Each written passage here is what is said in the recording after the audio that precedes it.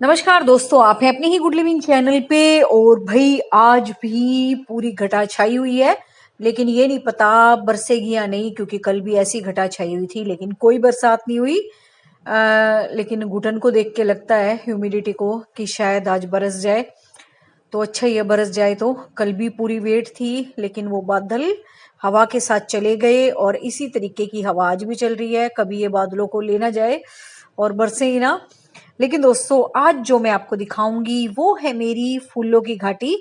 और बिल्कुल दोस्तों, एक खाली सा एरिया पड़ा हुआ था घर के साथ में, तो मैंने उसको इस तरह से बना लिया, क्योंकि इसमें मैंने घास भी लगाई, वो लगी नहीं, तो फिर मैंने इसमें बीज भी खेर दिया। और अब जो भी मेरे पास गुठली बचती है ना, चाहे आम खाएं, जामुन खाएं, और अमरूद के भी दोस्तों मैंने इसमें प्लांट तैयार किए थे। अभी एक बचा हुआ है, वो भी काफी बड़ा हो गया है, तो उसको मैंने बचा के रखा, क्योंकि हमारे यहाँ बंदर बहुत आते हैं और बहुत सारे पौधों को खराब कर देती हैं। लेकिन इसके बीच में कुछ पता नहीं लगता, तो जो भी गुठली घर में निकलती है ना, मैं इसमें डाल देती हूँ, बीज स्प्रिंकल कर देती हूँ, तो प्लांट बन जाते हैं। और अगर मुझे उसको किसी को गिफ्ट करना है तो मैं उसको निकाल के दे देती हूँ, तो मुझे अलग से गमले में डाल के तैयार नहीं करना पड़ता। तो कोई भी बीज हो, मैं इसमें तैयार कर लेती हूँ। तो इसमें आप देखो कितने सारे सदाबहार की वैरायटी लगी हुई है। मैक्सिकन पेटूनिया के मैंने इसमें बीज डाले थे, वो भी अच्छे हो रहे हैं। और इसमें इसमें बहुत सारी चीजें, जैसे एक फ्लावर वैली होती है ना पहाड़ों में, कहीं कुछ उगा हुआ, कहीं कुछ उगा हुआ, तो इसमें कुछ ऐसा नहीं है कि एक चीज उगी हुई है। ये देखो, ये पता नहीं नींबू का है या संतरे का है, इसी तरह का होगा कोई प्लांट। ये पत्ते से सूंघ के पता लग जाएगा। और ये देखो कितने सारे पौधे इसमें लगे हुए हैं, तुलसा इसमें, मरवा इसमें, पत्थर चट्टा इसमें, ये जामुन का लगा हुआ है देखो, है ना, इसके पीछे आम का लगा हुआ है। और बहुत सारे पौधे हैं इसमें। बिल्कुल आपको ऐसा लग रहा होगा जैसे कि बिल्कुल फ्लावर वैली है। मुझे बहुत अच्छी लगती है वैली, क्योंकि एक तो मेरे कुछ कुछ उगाने के काम आती है ये, और दूसरा भाई आ, इतने सुंदर सुंदर फूल खिलते हैं इसमें, और मल्टी वैरायटी के प्लांट है इसमें। बिल्कुल ऐसा लुक आता है जैसा कि पहाड़ों की फ्लावर वैली हो। तो इस तरीके से दोस्तों, आप भी अगर आपके घर के आसपास कोई इस तरह का एरिया है ना, जिसमें कि आप घास भी नहीं लगा सकते, तो इस तरह की फ्लावर वैली आप भी तैयार कर सकते हो। और सबसे बड़ी बात, मैं इसलिए वीडियो बना रही हूँ क्योंकि जैसा कि मैंने आपको घटा दिखाई, कहीं बादल बरस रहे हैं, कहीं बरसात हो रही है अच्छी, कहीं होने की तैयारी हो रही है। तो ऐसे मौसम में दोस्तों, हमारे घर में जो भी फल आते हैं, इस टाइम देखो जामुन का खूब सीजन है ना, और आम तो है ही है, और इस तरह के बहुत सारे फल हैं जिसको कि आप बड़े आराम से उगा सकते हो। आंवला है, आंवला भी उगा सकते हो। पीछे मैंने आंवले के कई प्लांट लगाए थे, और फिर मैं पार्क में जाके लगाई थी। सामने की तरफ पार्क है बहुत बड़ा। तो इस तरीके से ना, आप देखो घर में ही पौधे तैयार कर करके और इधर उधर के पार्क में भी लगा के आ सकते हो। और नहीं तो भाई नहीं लगाने हैं, तो एक जंगल लुक देने के लिए अपने घर को आप इनको ना गमलों में भी उगा सकते हो। जरूरी नहीं है कि इन पे फूल आए, फल आए, लेकिन दोस्तों एक ग्रीनरी के लिए आप ऐसे ऐसे पौधों को ऐड कर सकते हो जिसकी की गुठली आप फेंको ना, और एक गमले में आपके अच्छे अच्छे प्लांट तैयार हो जाए। और कटाई छटाई के बाद उनको घना कर लो।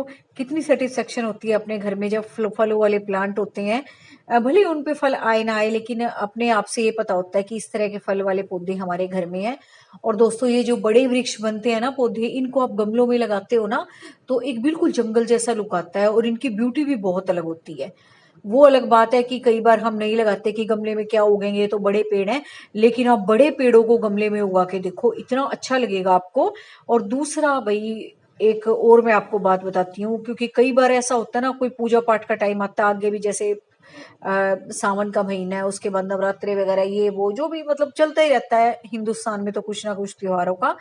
तो लोग फिर क्या करते हैं ना, कि आम के पत्तों को ढूंढते फिरेंगे, इसके पत्तों को ढूंढते फिरेंगे। तो इससे अच्छा कि आम की गुठलियों को अपने आप गमलों में ही लगा लो, है ना। कम से कम फल भी नहीं देंगे, तो आपके पूजा पाठ के तो काम आ ही जाएंगे। आपको ये तो सेटिस्फेक्शन होगा कि मुझे कहीं जाना नहीं पड़ रहा पत्तों को लेने के लिए, और अपने घर से ही मैं प्लांट लगा लूं।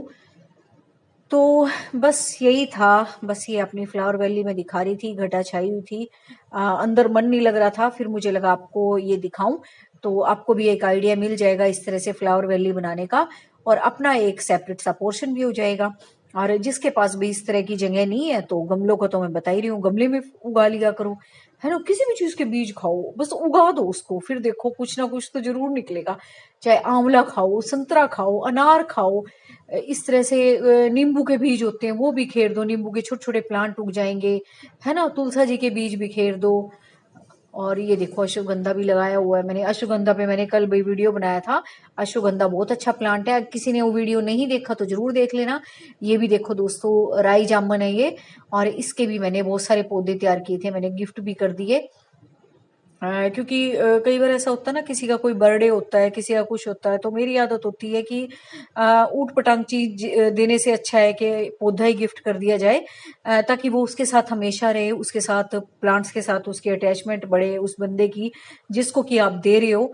तो मेरी यही उम्मीद होती है। और दोस्तों, छोटे छोटे पौधे तो देखो हम लगाते ही हैं, लेकिन जो बड़े वृक्ष बनने वाली चीजें हमारे पास आती है ना, फलों के वृक्ष हैं, उसका अगर बीज हमारे पास आता है तो उनको भी हमें जरूर उगाना चाहिए।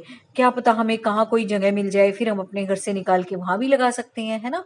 और किसी का बर्थडे हो, घर में कुछ भी हो, कई बार नर्सरी नहीं जाया जाता, तो उस पौधे को आप कहीं भी फिर उखाड़ के लगा सकते हो, बड़े पार्क में लगा सकते हो, बच्चों के हाथ से लगवा सकते हो अगर उनका बर्थडे वगैरह है तो इस तरह से भाई मेरी फूलों की घाटी है ये। तो मैंने तो कर ली है तैयार, और बड़े मेरे काम आती है भाई। ये देखो, एक तो देखने में कितनी खूबसूरत लग रही है ना, फूल ही फूल खिल जाते हैं।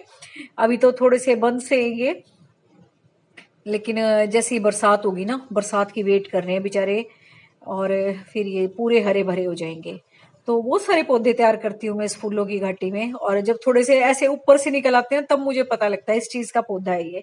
नहीं, जब नीचे नीचे छोटे तैयार होते हैं ना, तो अच्छी बात है कि एकदम से डायरेक्ट सनलाइट सी भी नहीं गिरती इन पे, और साथ में इतने सारे पौधे हैं तो मॉइस्चर भी अच्छा है।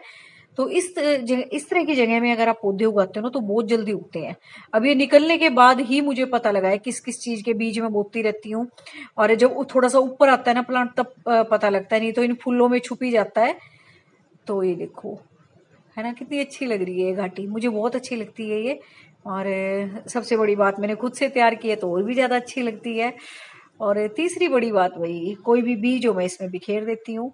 तो लग तो रहा है जैसे बरसात होगी, पेड़ पौधे खूब हिल रहे हैं, लेकिन ये हवा कभी इनको उड़ा के ना ले जाए बादलों को, और फिर हम तरस जाए बारिश को। तो बताना मुझे कमेंट करके मेरी फूलों की घाटी आपको कैसी लगी, और उम्मीद है आपको ये वीडियो अच्छा लगा होगा। बरसात अगर आपके यहाँ आ रही है तो आप बिल्कुल एंजॉय कर रहे होगे, जिसके यहाँ नहीं आई अभी वेट करो, आ जाएगी। मॉनसून तो चल ही रहा है अभी। तो इतने आप जो भी आपके बीज हैं अपने वो बोलो, इकट्ठे कर लो धो धा के। और बिल्कुल भी दोस्तों किसी बीज को बेकार मत जाने दो, धरती का उसको स्पर्श दो, फिर वो अपने आप उगाएगा। और जब उग जाते हैं तो बहुत खूबसूरत लगती हैं। और ये भी मेरी एक कटिंग से तैयार की हुई बोगनविला है, इस पे फूल आ गए हैं। तो बस अगर आपको वीडियो अच्छा लगता है तो लाइक जरूर किया करो, शेयर जरूर किया करो। और जिसको भी कुछ ज्यादा ही अच्छे लगते हैं तो वो सब्सक्राइब भी कर सकता है चैनल को, ताकि आपको आगे आने वाले वीडियो का पता लग जाए। Thank you.